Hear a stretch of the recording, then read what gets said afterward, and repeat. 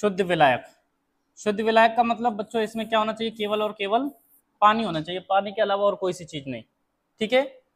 जब इस शुद्ध विलायक में कोई अवाष्पशील विलय मिला देते हैं, क्या मिला देते हैं बच्चों, अवाष्पशील।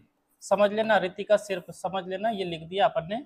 और अवाष्पशील को अपन बोलते हैं नॉन वोलेटाइल। अवाष्पशील विलय का मतलब ये होता है कि उसमें से किसी प्रकार की वाष्प नहीं निकलनी चाहिए। ठीक है। जब इस चीज को अपन मिलाते हैं कोई अवाष्पशील, तो ये जो विलय जो अपन ने जल लिया था, इसका जो क्वथनांक है ना, वो क्या हो जाता है, थोड़ा सा बढ़ जाता है। क्या हो जाता है, बढ़ जाता है। ठीक है। और बढ़ने को हम हिंदी में तो बढ़ना बोलते हैं, लेकिन हम ना अपन विज्ञान की भाषा में उसको क्या बोलेंगे, उन्नयन। क्या बोलेंगे उसको, उन्नयन। ठीक है।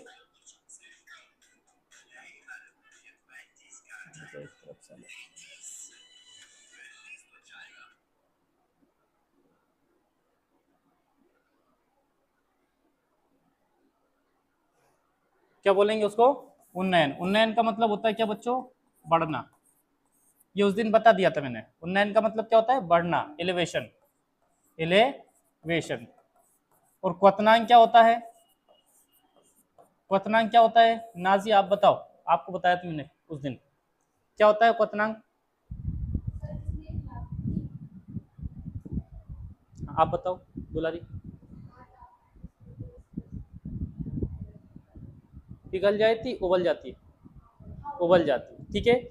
ऐसा तापमान यानी कि ऐसा टेम्परेचर जिसपे कोई वस्तु द्रव अवस्था में है ना, वो क्या हो जाती है, गैस में बदल जाती है, यानी कि उबल जाती है। अब ऐसा कब होता है कि जो उस द्रव का वाष्प दाब और वायुमंडल का वाष्प दाब जब बराबर हो जाता है। देखो वाष्प दाब क्या करता है, अपनी अवस्था चेंज करने की कोशिश करता है। द्रव क्या होता है, वाष्प में बदलने की कोशिश करता है, लेकिन जो एटमॉस्फेयर का वायुमंडल का दाब उसे क्या करता है, दबा के रखता है। बात समझ में आई। अपन पानी में डूबेंगे तो पानी क्या करेगा, अपन को चारों तरफ से दबा के रखेगा। ऐसे ही अभी वर्तमान में हमको किस चीज ने दबा रखा है, गैस ने, हवा ने क्या कर रखा है, अपन को दबा रखा है। इसको अपन बोलते हैं वायुमंडलीय दाब। इसका नॉर्मल वैल्यू 1 एटीएम होता है। तो जब वायुमंडलीय दाब ऊपर से लग रहा है, नीचे वाष्प दाब किसका लग रहा है, जल का या किसी भी द्रव का, जब दोनों के द्रव क्या हो जाते हैं, बराबर हो जाते हैं, वाष्प दाब बराबर हो जाते हैं, तो उस पॉइंट को, उस ताप को, उस गर्मी को क्या बोलते हैं अपन, क्वथनांक बोलते हैं। क्वथनांक यानी कि ऐसा तापमान जिसपे कोई वस्तु क्या हो जाती है, उबलना, बॉयल होना शुरू हो जाती है, उसको बोलते हैं अपन क्वथनांक। ठीक है। अब जल का क्वथनांक कितना है बच्चों, जल का क्वथनांक मैंने उस दिन बताया था। जल का क्वथनांक होता है कितना, 100 डिग्री सेल्सियस, हाँ है ना, 100 डिग्री सेल्सियस होता है। यानी कि जल को यदि आपने 100 डिग्री सेल्सियस पे गर्म कर दिया तो वो क्या हो जाता है, उबलना शुरू कर देता है। 100 से ज्यादा गर्म कभी नहीं होगा वो। समझ में आई बात। पहाड़ों पे तो और कम हो जाएगा। ठीक है, वाष्प दाब घट जाता है वहां पे। तो 100 डिग्री सेल्सियस है। अब ये जल है ना, मान लीजिए इसको अपन क्या कर रहे हैं, गर्म कर रहे हैं कितने, 100 डिग्री सेल्सियस पे। कितने डिग्री सेल्सियस बच्चों, 100 पे। इसको गर्म कर रहे हैं और ये क्या होगा, उबलना शुरू कर दिया। लेकिन इस पे मान लीजिए आपने कोई सी ऐसी चीज मिला दी जो नॉन वोलेटाइल हो, कैसी हो, अवाष्पशील हो, वो चीज मिला दी। जैसे उदाहरण के लिए अपन ने क्या मिला दिया, इसमें घी मिला दिया। क्या मिला दिया, घी मिला दिया। फिर आप गर्म करते रहो, वो क्या नहीं होगा, उफनेगा नहीं। उफनना मतलब समझते हो ना, जैसे दूध उफन जाता है, घी उफन जाता है, या कोई सी भी चीज अपन उबाल देते हो वो भाप बन के उड़ जाता है। तो ये है ना, क्या हो जाएगा, फिर उफनेगा नहीं। यानी इसका जो क्वथनांक अब 100 डिग्री सेल्सियस था, अब है ना लगभग 130, 140 या 150 डिग्री सेल्सियस होगा। ये बढ़ गया कि नहीं बढ़ गया। ठीक है।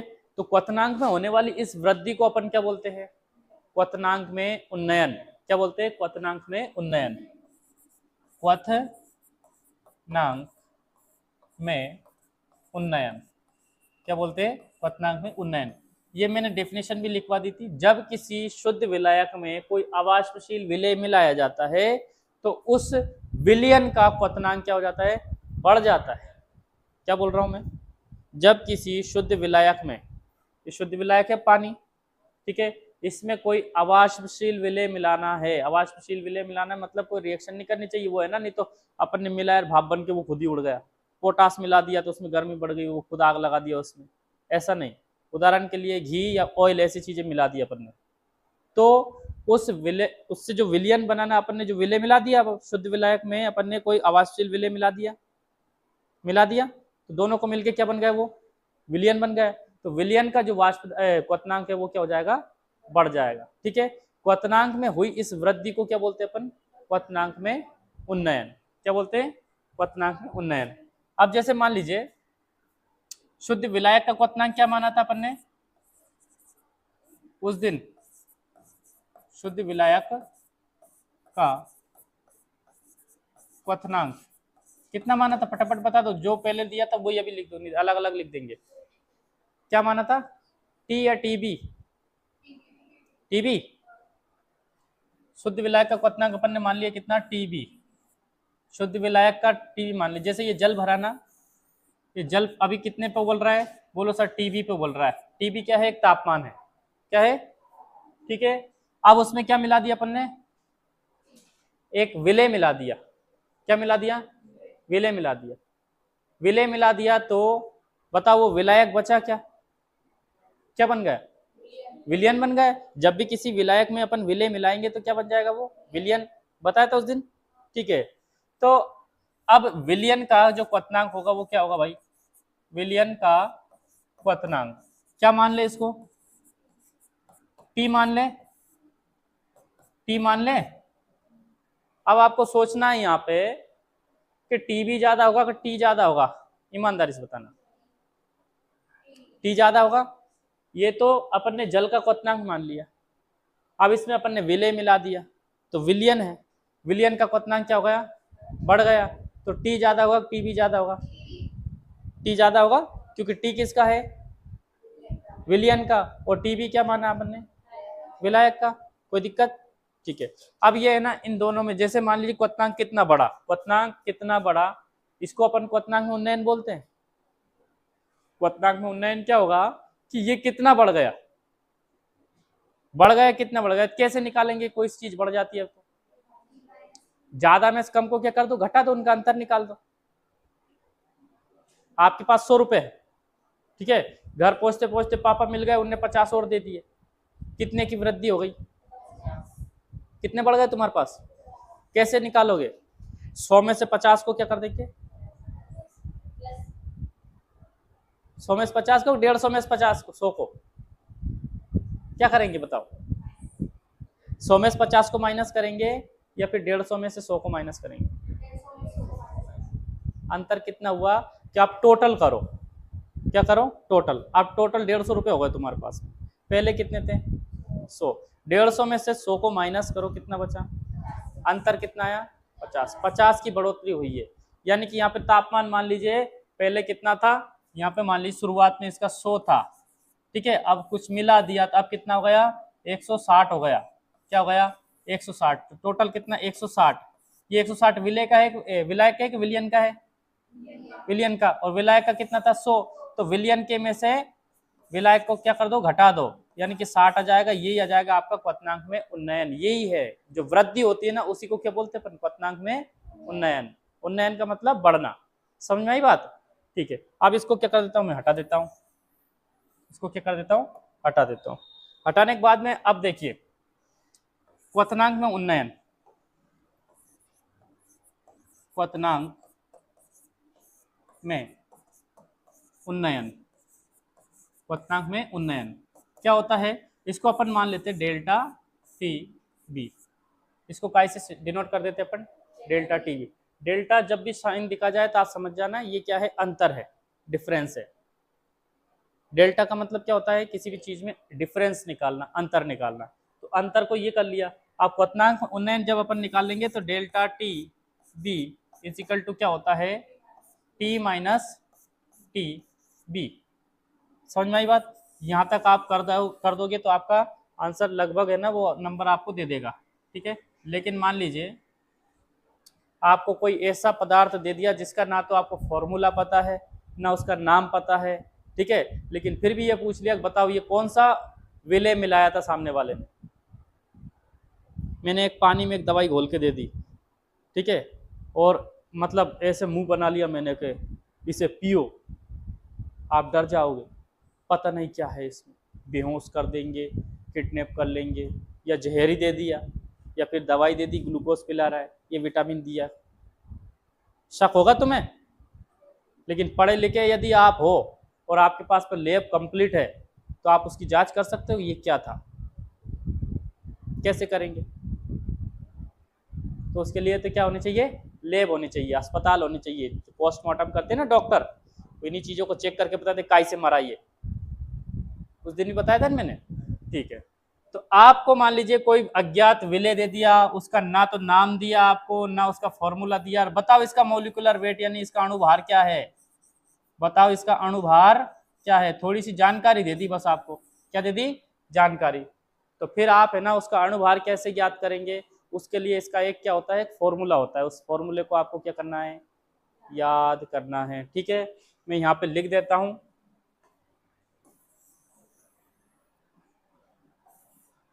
क्या लिखता हूं मैं यहाँ पे, इसको थोड़ा सा ऊपर कर देते हैं, इधर सरका देते हैं, दिखाई दे रहा है सब, उमा। ठीक है, प्रयोगों में पाया गया, क्या लिखा मैंने, प्रयोगों द्वारा पाया गया है कि क्वथनांक में उन्नयन मूललता भार भार सांद्रता है कि भार आयतन, भार भार है, मूललता के क्या होता है, समानुपाती। रितिका ये तो पढ़ लिया था ना आपने उस दिन, समानुपाती होता है, काय के समानुपाती होता है, मूललता के समानुपाती होता है। ठीक है, चलिए आगे बढ़ते हैं। तो हम इस देखिए, जो क्वथनांक में उन्नयन को काय से डिनोट करते हैं, क्वथनांक में उन्नयन को डिनोट करते हैं काय से, डेल्टा टी बी से।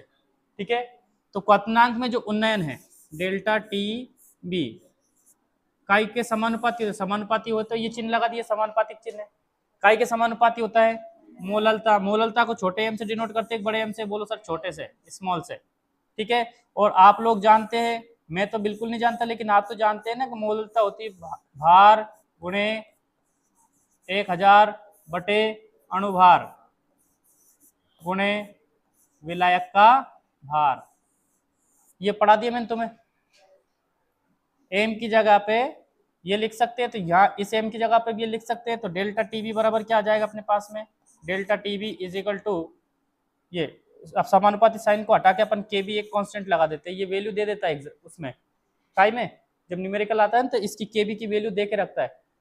ठीक है, क्या हो जाएगा अपने पास में, weight into 1000 is divided by M W into विलायक का भार। ठीक है, अपन को ये एम डब्ल्यू इधर लेके आना है, क्योंकि अपन को अणुभार निकालने का सूत्र निकालना है, काय का, अणुभार। M W is equal to क्या हो जाएगा, K B into weight into 1000 divided by क्या हो जाएगा, डेल्टा टी बी यहाँ जाएगा, नीचे आ जाएगा डिवाइड में, और क्या हो जाएगा, अणु विलायक का भार। ठीक है, इस सूत्र की सहायता से आप क्या कर सकते हो, किसी भी विलयन में उपस्थित अज्ञात विलय का अणुभार निकाल सकते हो, जिसका अपन को पता ही नहीं है। पानी में आपने कुछ डाल दिया, कोई दवाई, आपको पता नहीं ये है क्या चीज, आप उसको क्या कर सकते हो, ज्ञात कर सकते हो। ठीक है, लेकिन यहाँ पे नहीं कर सकते, यहाँ पे मैंने बोल दिया कि कुछ पानी मिला के दे दिया, आपसे बोल दिया ये ज्ञात करके बता, यहाँ कैसे करोगे, तुम्हारे पास लैब है क्या। ठीक है, आपको निकालने के लिए के बी का वैल्यू क्या होगा, उसमें दिया होगा, विलायक का भार, विलय का भार दिया होगा 1000 तो आप कर ही लोगे, और विलायक का जो आयतन भार है वो भी दिया होगा, और डेल्टा टीवी यानी क्वथनांक में कितनी वृद्धि हुई है डेल्टा टीवी दिया होगा, तब जाके आप क्या निकाल सकते हो, अणुभार निकाल सकते हो। ठीक है, आप लोगों ने लिख लिया तो उस दिन ये, और आप क्या करो, क्वथनांक में उन्नयन करके ये चीजें लिख लो, फिर अपन न्यूमेरिकल करेंगे। ठीक है, आप बोर्ड पे देखना, आप हाइड्रोजन से लेके कैल्शियम तक, बोर्ड पे देखना। मनीष ये समविषम कर लेते हो तुम लोग, अणुभार परमाणु भार निकाल लेते हो ना, बोर्ड पे देखना, हाइड्रोजन कितने नंबर पे है, वो कैल्शियम 20 पे है। इनके क्या निकालने हैं आपको, परमाणु भार, क्या निकालने हैं, परमाणु भार। परमाणु भार बराबर क्या होता है, न्यूट्रॉन प्लस प्रोटॉन की संख्या, न्यूट्रॉन प्लस प्रोटॉन, काय की संख्या, न्यूट्रॉन प्लस प्रोटॉन। यदि आप न्यूट्रॉन प्रोटॉन भूल जाते हो तो आप क्या करोगे, मेरे को एक तरीका बताने दो। यदि सम संख्या हो, क्या हो, सम संख्या हो, सम संख्या जानती हो, सम संख्या जिसमें 2 से भाग चला जाता हो, 3 में 2 का भाग चला जाएगा क्या, नहीं जाएगा। टेबल आती है ना पहाड़े, 2 एकम 2, 2 दूने 4। सम संख्या हो, विषम संख्या जिसमें 2 का भाग नहीं जाता हो, 3, 5, 7, 9, 11, 13, है कि नहीं। सम संख्या हो तो क्या करोगे आप, सीधी सी बात क्या कर दोगे, डबल, हिंदी में लिखूं क्या, 2 गुना के डबल में समझ जाओगे, इतना तो आता है आपको, डबल क्या कर दोगे, डबल। और यदि कैसी संख्या हो, विषम संख्या, कैसी संख्या हो बच्चों, विषम संख्या हो तो आप क्या करोगे, डबल प्लस 1 कर दोगे, ठीक है। अब इसको एक एग्जांपल से समझना। आयशा, क्या नाम है आपका, आफिया, इधर देखना गौर से बोर्ड पे, ये एग्जांपल लिया अपन ने, उदाहरण, क्या लिया, उदाहरण, ठीक है। यहाँ पे लिख दिया उसने, एल्यूमिनियम का परमाणु भार क्या है, एल्यूमिनियम का परमाणु भार क्या है, क्या कितना बताओगी आप, बोलो सर आप ही बता दो, ठीक है, फिर दूसरा बता देना आप, पहला मैं बता देता हूं, ठीक है। अब आप टेबल याद करिए, ही कितने नंबर पे एल्यूमिनियम, अभी बोल रही थी करिए, बताओ जल्दी, 13 पे, कितने पे, 11 पे सोडियम है ना। अच्छा देखो, इसीलिए मैंने आपको बोला आपका कोई होमवर्क नहीं है, आपसे मैंने ये थोड़ी बोला था कि जो मैंने पढ़ा इसको पढ़ के आओ, सिर्फ टेबल का बोला था, ठीक है। ऐसा उंगलियों पे याद होना चाहिए, आपने 40 तक का बोला, मैंने 20 तक का बोला था, क्या आप 20 तक ही याद करके, लेकिन फटाक से बता देना कि ये इतने नंबर पे, ठीक है। अब मत भूलना है, और अगर अभी भी आपको याद नहीं हो तो घर जाके फिर से क्या याद करना है, टेबल ही याद करना है, और कुछ नहीं। मैं बोल रहा हूँ आपको इंग्लिश सीखने के लिए एबीसीडी चाहिए, तो ऐसे केमिस्ट्री सीखने के लिए क्या चाहिए, टेबल याद होनी चाहिए, पीरियोडिक टेबल। एल्यूमिनियम कितने नंबर पे है, इधर देखना बोर्ड पे, 13। कैसी संख्या है, सम के विषम जल्दी बताओ, 13 2 के पहाड़े में आता है क्या, नहीं आता है, विषम संख्या है विषम संख्या, विषम संख्या है तो क्या करेंगे भाई, डबल करेंगे, क्या करेंगे, डबल करके क्या करेंगे, 1 जोड़ेंगे, ठीक है। तो एल्यूमिनियम का परमाणु भार कितना आ जाएगा, परमाणु भार 13 का डबल करो, कितना हो गया, 26। विषम संख्या है तो क्या कर दिया, 1 जोड़ दिया, क्या कर दिया, 26 और 1 27। ऐसे भार निकाल लोगे आप, या निकाल लोगे। अच्छा ये बताओ, सल्फर, एस मतलब क्या होता है बच्ची, सल्फर, क्या होता है, सल्फर का परमाणु भार, किसका, सल्फर का परमाणु भार क्या होगा बताओ, एस कितने नंबर पे, बोलो सर 16 पे, दिखाई दे रहा है, हाँ सल्फर कितने नंबर पे, 16 पे है, 16 नंबर पे है, तो बताओ 16 सम संख्या है, सम संख्या है तो देखो, सम संख्या है तो क्या करते बच्ची, केवल क्या कर देते हैं, डबल कर देते हैं। 16 का डबल क्या है, बोलो सर 32, कर दोगे ऐसा, कर दोगे, ए ठीक है। अच्छा ये बताओ, यहाँ बताना, आप ही बताना है। अच्छा ये बताओ आप, सोडियम का परमाणु भार कितना होगा अरे भेंडी भेंडी हो गई क्या, देखो परमाणु क्रमांक तो 11 है, परमाणु भार पूछा है मैंने, जल्दबाजी मत कर। ये देखो सोडियम कितने नंबर पे है, सोडियम कितने नंबर पे है, 11 पे है। आप क्या देखना है, ये कौन सी संख्या है, सामयिक विषम है, विषम है तो क्या करते हैं, डबल, तो 11 का डबल कितना होगा, 22, और फिर क्या जोड़ेंगे, 1, कितना हो जाएगा, 23। कर दोगे ये, नोट करो इसे, फटाफट फटाफट। बाकी और कुछ सिलेबस का लिखने की जरूरत नहीं, सिलेबस जून में शुरू होगा, सिर्फ और सिर्फ बेसिक चीजें पढ़ लो।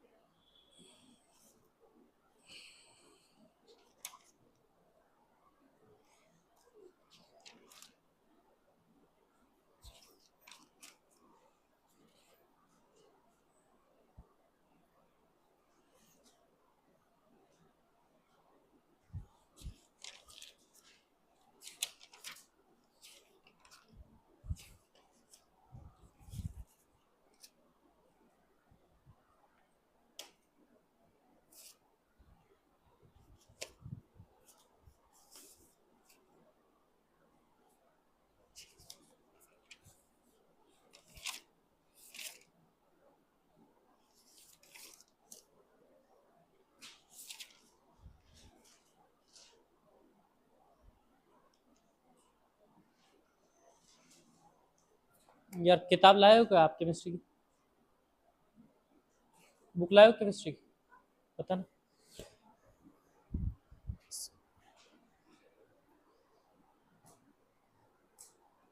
दूसरा भाग है ये,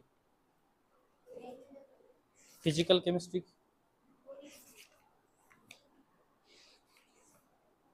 तो ऑर्गेनिक है ये।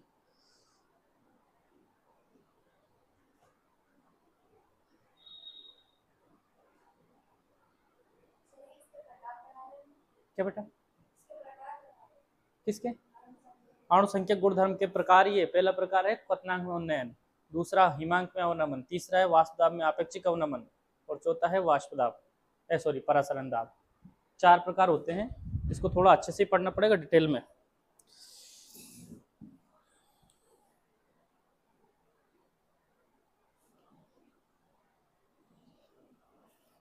लिख दिया? इसको मिटा दूं? इसको रितिका मिटा दूं? मनीष आप लोग ये नोट करिए, तब तक मैं इनको आगे बढ़ाता हूं।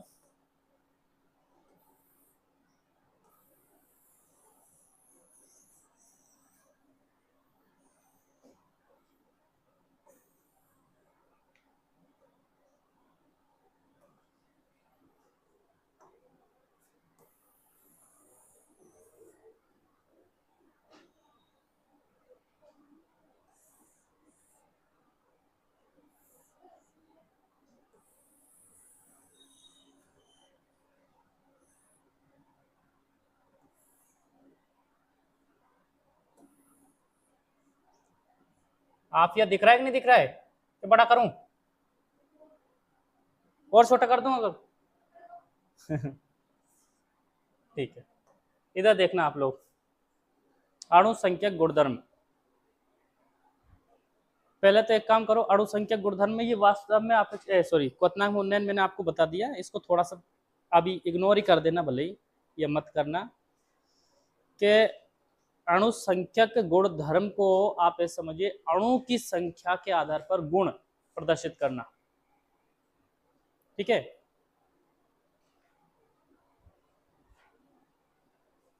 तो फिजिक्स में आप जाओ तो किसी भी चीज की साइज पे आप क्या कर सकते हो, उसके गुणधर्म को डिसाइड नहीं कर सकते। उदाहरण के लिए एक हाथी है, हाथी को और एक मनुष्य को, चल हाथी को छोड़ो, आप एक काम करो, आप मिस्टर सोमनाथ जी को जानते हो? कौन है ये?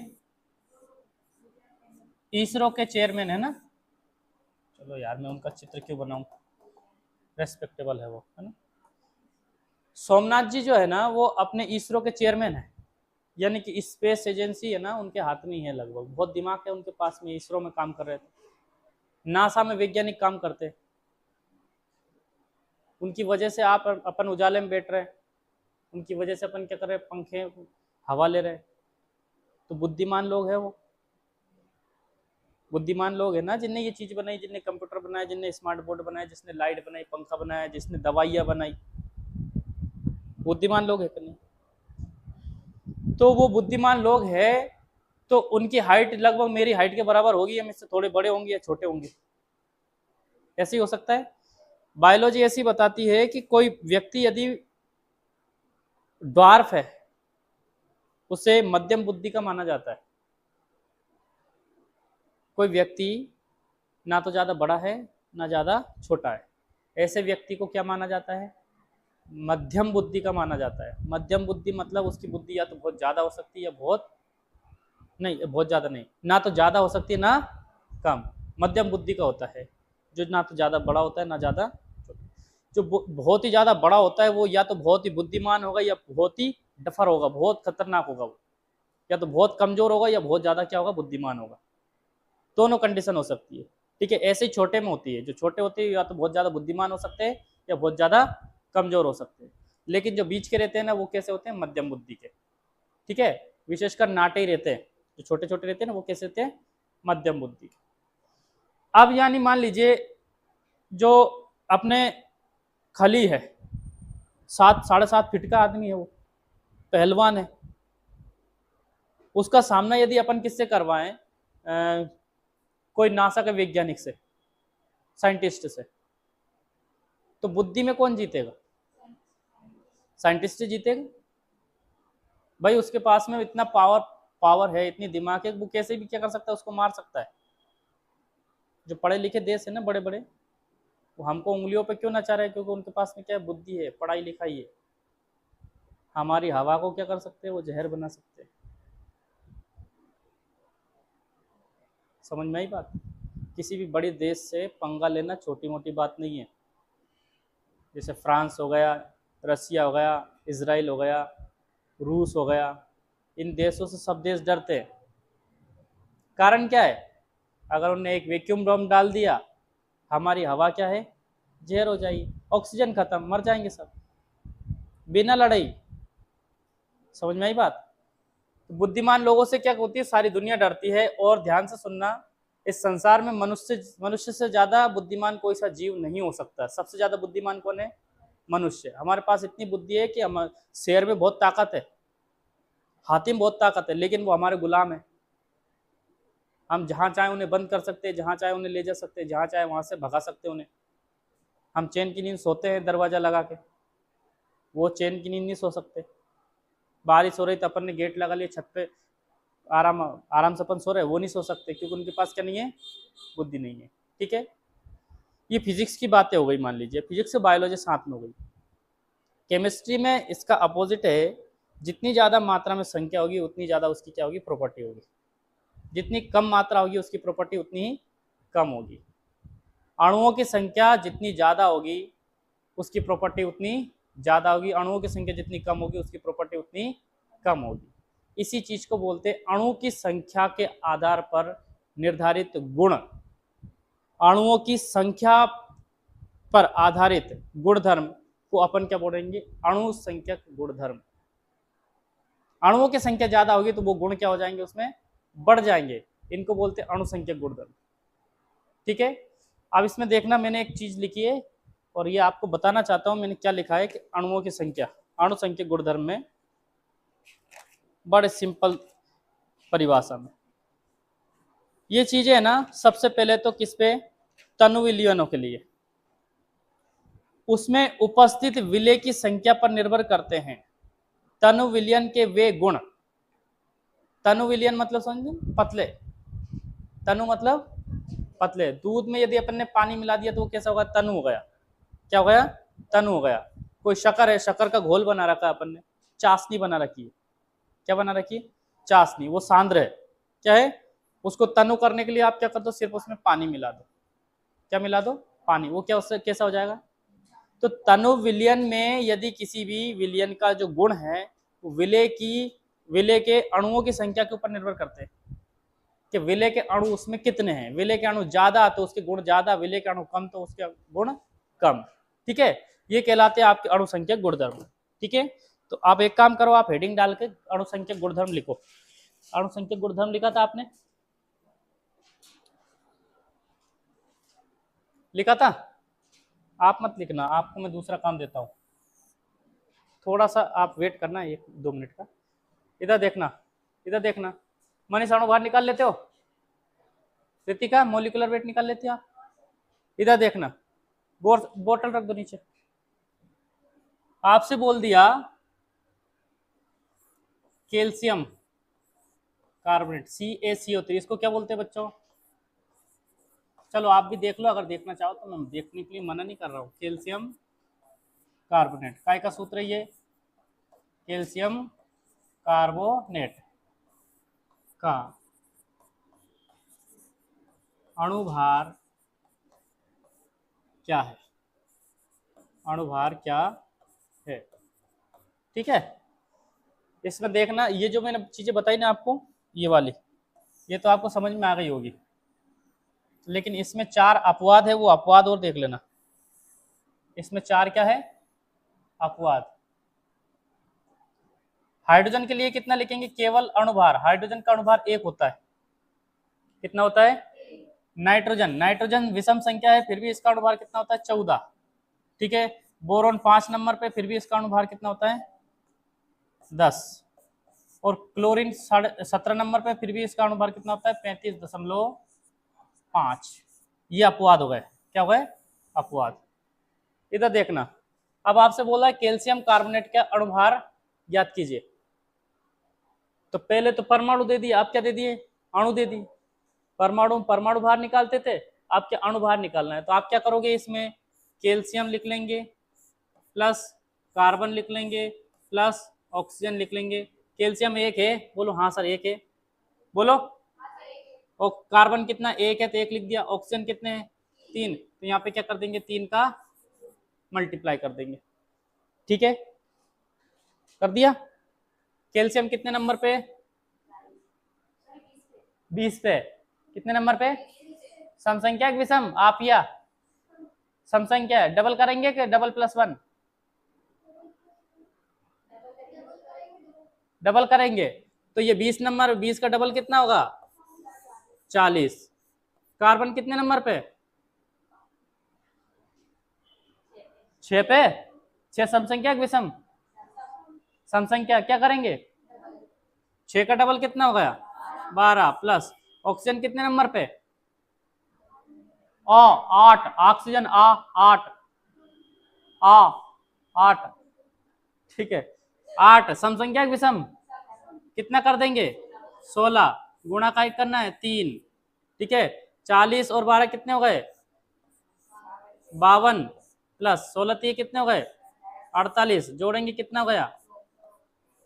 100। यानी कैल्शियम कार्बोनेट का अणुभार कितना आया? 100 आया। ये समझ में आया कि नहीं आया? आया। अब जो मैंने आपको 6 सूत्र लिखवाए थे, कितने लिखवाए? 6 या 5? 7। इनके क्या करने हैं आपको? अणुभार निकाल के बताना है मुझे। समझ में आया कि एक बार वो बताऊं? एक बार वो बताऊं? चलिए इसको हटा देते हैं अपन, है ना। एक काम करो तुम लोग, इसको नोट कर लेना, मैं इसको हटा देता हूँ, आप लोग एक साथ आ जाएंगे।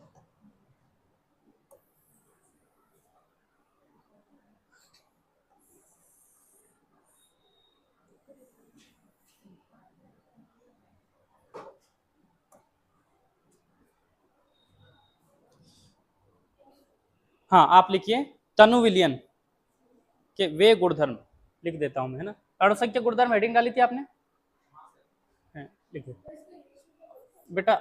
इंग्लिश में बोलेंगे कोलिगेटिव प्रॉपर्टी, कोलिगेटिव प्रॉपर्टी।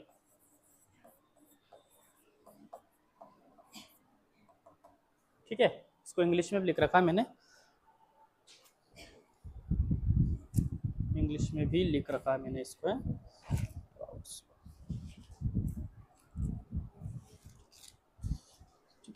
आप है ना ये वाली लाइन लिखिए यहाँ से, कोलिगेटिव यहाँ से लिखिए, यहाँ तक बता लो, मैं समझा दूंगा भैया।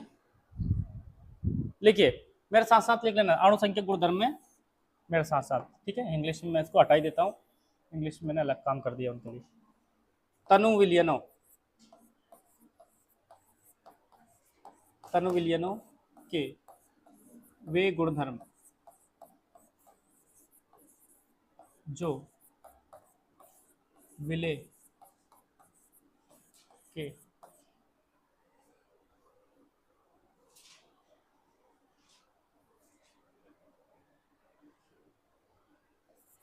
कण लिख सकते हो, मोल लिख सकते हो, क्या लिख सकते हो, कण या मोल की संख्या पर निर्भर करते हैं, निर्भर करते हैं। ठीक है, क्या कहलाते हैं, अणु संख्यक गुणधर्म कहलाते हैं, अणु संख्यक गुणधर्म कहलाते हैं, अणु संख्यक गुणधर्म कहलाते हैं।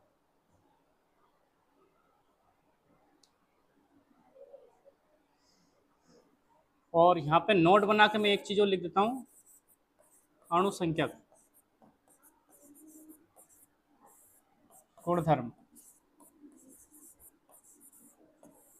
विलेय की प्रकृति पर निर्भर नहीं करते हैं। ठीक है, अर्थात अणु संख्यक गुणधर्म जो होते हैं ना, अणु संख्यक गुणधर्म इज डायरेक्टली प्रोपोर्शनल टू कणों की संख्या, काय की संख्या, कणों की संख्या।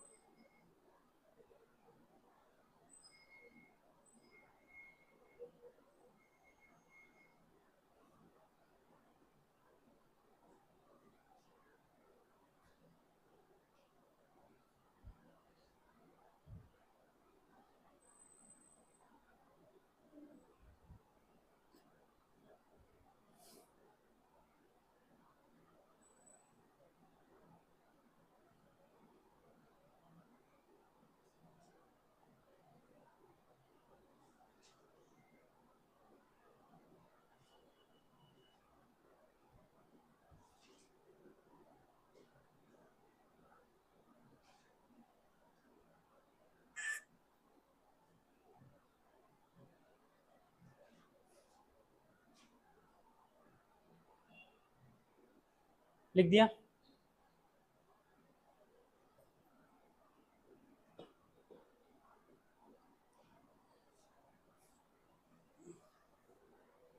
और देखो इसमें हो गया, ऐसा कैसे ही लिखा होगा लास्ट में।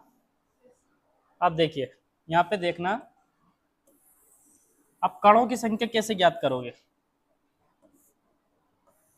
नंबर ऑफ पार्टिकल्स कैसे क्या आप ज्ञात करोगे। तो देखिए, अगर मान लीजिए सामने वाले ने आपको एक फॉर्मूला दे दिया, क्या दे दिया बेटा, फॉर्मूला, और फॉर्मूला दे दिया, बताओ इसमें अणु संख्या गुणधर्म किस में ज्यादा होंगे। जैसे मान लीजिए इसने बोल दिया 1m MgCl2, इसमें कितने कण हैं, तो इसको ब्रेक करेंगे, क्या करेंगे, तो टूटेगा ये Mg 2 प्लस में और 2 Cl माइनस में, ये टूटना तोड़ना जानते हो ना आप, एक तो Mg में टूट गया और 2 का भी टूट गया Cl। कितने कण हो गए इसमें? 1 कण और 2 कण ये टोटल। इसके अणुसंख्यक गुणधर्म यानी कि अणुसंख्यक गुणधर्म को Cp लिख देता हूं मैं, कोलिगेटिव प्रॉपर्टी। कितने आ रही इसमें? 3 आ रही, हाँ है ना। इसमें अणुसंख्यक गुणधर्म कितने हैं? 3। अणुसंख्यक गुणधर्म निकालने के बाद भी आप है ना उसमें ये बता पाएंगे कि इसमें उन्नयन, क्वथनांक में उन्नयन ज्यादा होगा, बढ़ेगा, घटेगा, क्या होगा, ये सब चीज तभी बता पाओगे। अणुसंख्यक गुणधर्म निकालना आना चाहिए आपको। इसमें 3 आ रहे हैं। यहाँ पे सामने वाले ने लिख दिया 1m 1m NaCl ब्रेक करा, एक तो क्या बन गया Na प्लस और क्या बन गया एक Cl माइनस। कितनी कोलिगेटिव प्रॉपर्टी आ रही है आपके पास में?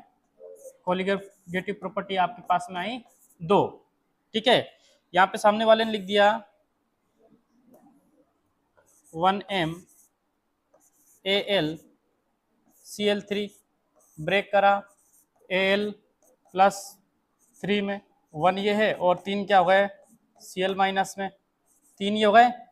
कोलिगेटिव प्रॉपर्टी कितनी आ गई? 4। अणुसंख्यक गुणधर्म आपको ऐसे ही निकालना है। ठीक है, ये भी नोट करो।